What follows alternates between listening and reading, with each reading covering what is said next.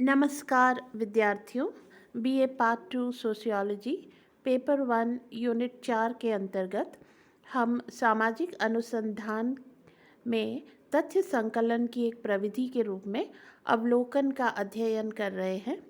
और यदि आपने मेरा पिछला वीडियो देखा होगा तो आपको ज्ञात होगा कि पिछले वीडियो में हमने यह जाना था कि अवलोकन के प्रकार क्या क्या हैं और सहभागी अवलोकन किसे कहते हैं।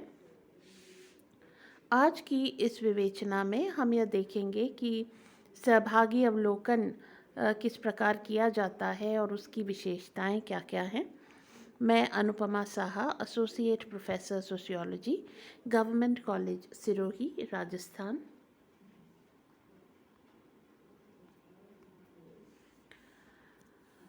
कैरेक्टरिस्टिक्स ऑफ पार्टिसिपेंट ऑब्जर्वेशन, सहभागी अवलोकन की विशेषताएं। The role of the observer would depend upon the nature and size of the group under investigation। तो सहभागी अवलोकन में जो सबसे पहला सवाल हमारे सामने खड़ा होता है वो ये है कि जो अनुसंधान करता है या अवलोकन करता है वो कौन सी भूमिका का निर्वाह करेगा किसी ग्रुप में जब वो सहभागिता करता है। तो इसका कोई स्पष्ट जवाब नहीं है वास्तव में, क्योंकि उसकी भूमिका निर्भर करती है जो समूह है उसके नेचर पर, उसकी प्रकृति पर, उसके आकार पर। अगर वो बहुत छोटा समूह है जैसे कोई परिवार है तो उसकी भूमिका अलग होगी, और अगर वो एक बहुत बड़ा और खुला समूह है जैसे कोई कारखाना है, कोई फैक्ट्री है, कोई ऑफिस है, तो उसकी भूमिका अलग होगी। तो यह निर्भर करता है कि हमारे समूह की प्रकृति कैसी है और उसका आकार कैसा है। उसके आधार पर ही यह तय होता है कि अनुसंधानकर्ता किस प्रकार की भूमिका ग्रहण करेगा समूह के भीतर।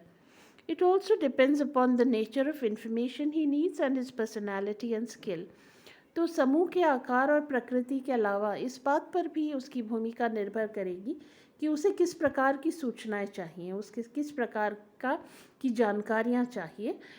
और इसके अलावा जो अनुसंधान करता है उसकी अपनी पर्सनालिटी, उसका अपना व्यक्तित्व कैसा है, और साथ ही वह कितना अधिक प्रशिक्षित या दक्ष है, उसका अनुभव कितना है, यह भी तय करता है कि वह किस प्रकार की भूमिका का निर्वाह करेगा। It is not necessary for the observer to participate in all the activities of the group। यह भी ध्यान रखने की बात है कि ये ज़रूरी नहीं है कि अनुसंधानकर्ता जब समूह का हिस्सा बने तो वह समूह की हर गतिविधि में भाग ले। तो वह तय कर सकता है कि वह समूह की कौन कौन सी गतिविधियों में भाग लेगा। विशेष रूप से वह उन गतिविधियों में भाग ले सकता है जहां उसे अपने अध्ययन के लिए उपयोगी सूचनाएं प्राप्त हो सके। He may take up a role that is acceptable in the group and allow him easy access to useful information, and also at the same time does not interfere with the normal activities of the group। तो एक महत्वपूर्ण सुझाव ये हो सकता है कि वो कोई ऐसा रोल समूह में ले ले जो समूह के सदस्यों को भी आसानी से स्वीकार्य हो जाए, और इसके अलावा उसे जो सूचनाएं चाहिए वह भी उसे सुगमता से मिलती रहे, और समूह की जो सामान्य गतिविधियां हैं उन पर भी कोई असर न पड़े, अर्थात जो ग्रुप के मेंबर्स हैं वो सामान्य तरीके से अपनी नियमित गतिविधियों को, अपने नियमित क्रियाकलापों को करते रहें। He may join the group as a historian, a government servant or a tourist। तो वो एक इतिहासकार के रूप में किसी समूह में शामिल हो सकता है, या कोई सरकारी नौकर के रूप में समूह में शामिल हो सकता है, या एक घुमंतु यात्री के रूप में वह समूह में शामिल हो सकता है। तो ये तो उसे परिस्थिति को देखते हुए तय करना होगा कि वह कौन सी भूमिका को ग्रहण करेगा। Rob in his study on anti-Semitism took up the job of a bartender। Rob का एक बहुत चर्चित अध्ययन है और उसमें उन्होंने समूह का अवलोकन करने के लिए खुद एक बारटेंडर की भूमिका ग्रहण की, और लोगों को वो बार में शराब वितरित करते हुए वह लोगों के व्यवहारों का अध्ययन कर रहे थे। तो इस तरह से अपने समूह की प्रकृति को देखते हुए हम जो अवलोकन करता है वह तय करता है कि वह किस प्रकार की भूमिका का निर्वाह करेगा. Similarly, Hortense Powdermaker took up the job of a visiting teacher in the study of Negro-white relations in Mississippi town. एक और बहुत बेहतरीन एग्जाम्पल है हॉर्टेंस पाउडर मेकर का अध्ययन, जिसमें उन्होंने मिसिसिपी टाउन अमेरिका के में श्वेत अश्वेत संबंधों का अध्ययन किया. और ऐसा करने के लिए उन्होंने वहाँ के एक स्कूल में विजिटिंग टीचर की जो भूमिका है वह ग्रहण की.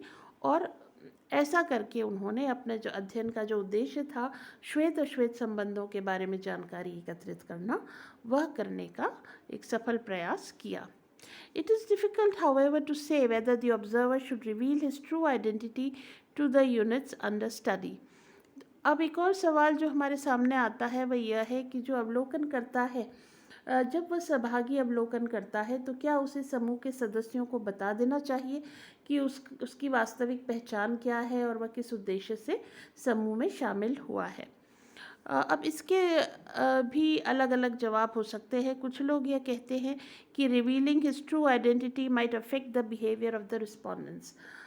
एक वर्ग ये मानता है विद्वानों का कि उसे अपनी आइडेंटिटी नहीं बतानी चाहिए, उसे अपनी पहचान नहीं बतानी चाहिए, क्योंकि जब कोई बाहरी व्यक्ति समूह में आ जाता है और समूह के सदस्यों को जब ये पता चलता है कि कोई बाहरी व्यक्ति समूह में है जो उनके व्यवहारों का अध्ययन कर रहा है, तो उनका व्यवहार फिर सामान्य नहीं रहता, उसमें बनावट या कृत्रिमता आ जाती है.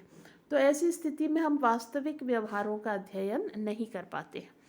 लेकिन वहीं विद्वानों का एक दूसरा वर्ग है जो यह कहता है कि not revealing one's identity on the other hand is ethically incorrect and may make the members suspicious of the intentions of the researcher. तो दूसरा वर्ग ये कहता है कि अपनी आइडेंटिटी को छुपाकर, अपनी पहचान को छुपाकर किन्हीं लोगों के व्यवहारों का अध्ययन करना, लोगों से बातचीत करना, उनके गतिविधियों को रिकॉर्ड करना नैतिक रूप से सही नहीं है. और ऐसा करके हम जो उत्तरदाता हैं, हमारे यूनिट्स हैं जिनका हम अध्ययन कर रहे हैं, उनके मन में भी हमारे उद्देश्यों के प्रति शंका उत्पन्न हो सकती है, एक सस्पिशन पैदा हो सकता है. तो इसलिए हमें अपनी सही पहचान ग्रुप को बता देनी चाहिए, उनका विश्वास हासिल करना चाहिए और उसके बाद हमें उनके व्यवहारों का, उनकी गतिविधियों का अध्ययन करना चाहिए. Thus, it largely depends upon the unique circumstances of the situation. The observer, based on his own assessment of the situation, should decide what course of action to choose. तो अब वास्तव में इन दोनों ही जो विचार हैं उनके बारे में कोई स्पष्ट उत्तर, कोई निश्चित उत्तर नहीं दिया जा सकता है. और ये परिस्थिति विशेष पर निर्भर करता है कि किस तरह का समूह है, किस तरह की परिस्थितियां हैं. उनको देख करके अवलोकनकर्ता को स्वयं ये तय करना चाहिए कि उसे अपनी आइडेंटिटी, अपनी पहचान अपने समूह को बतानी चाहिए अथवा नहीं. एक तरीका ये हो सकता है कि वह समूह के जो इन्फ्लुएंशियल लोग हैं, या समूह के जो महत्वपूर्ण लोग हैं, उन लोगों को अपनी इंटेंशंस, अपने उद्देश्यों को बता सकता है और उनका विश्वास हासिल करके वो समूह का अध्ययन कर सकता है. पर अंततः यह अवलोकनकर्ता की अपनी विजडम पर, अपनी बुद्धि पर निर्भर करता है कि वह किस तरह का निर्णय इस संबंध में ले सकता है. The success of participant observation as a tool of data collection largely depends upon the personality and skill of the observer. वस्तुतः जो सहभागी अवलोकन की प्रविधि है, यह बहुत कुछ जो अवलोकन करता है उसके अपने व्यक्तित्व पर निर्भर करती है. उसकी पर्सनालिटी कैसी है, उसकी ट्रेनिंग किस प्रकार की है, उसका प्रशिक्षण किस प्रकार का है, उसका अनुभव कितना है और वह कितना अधिक दक्ष है अपने कार्य में, कितना अधिक स्किल्ड है. ये सब बातें मिलकर तय करती हैं कि सहभागी अवलोकन की प्रविधि तथ्य संकलन की दृष्टि से कितनी सफल सिद्ध होगी.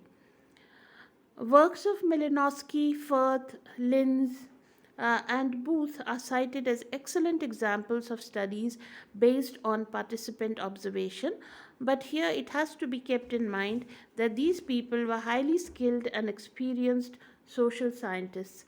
तो वास्तव में पार्टिसिपेंट ऑब्जर्वेशन, सहभागी अवलोकन की जो प्रविधि है, जैसा मैंने आप लोगों को पहले भी बताया, इसकी सफलता बहुत कुछ जो अवलोकन करता है उसके अपने व्यक्तित्व पर निर्भर करती है, उसकी अपनी ट्रेनिंग, अपनी क्षमता पर निर्भर करती है।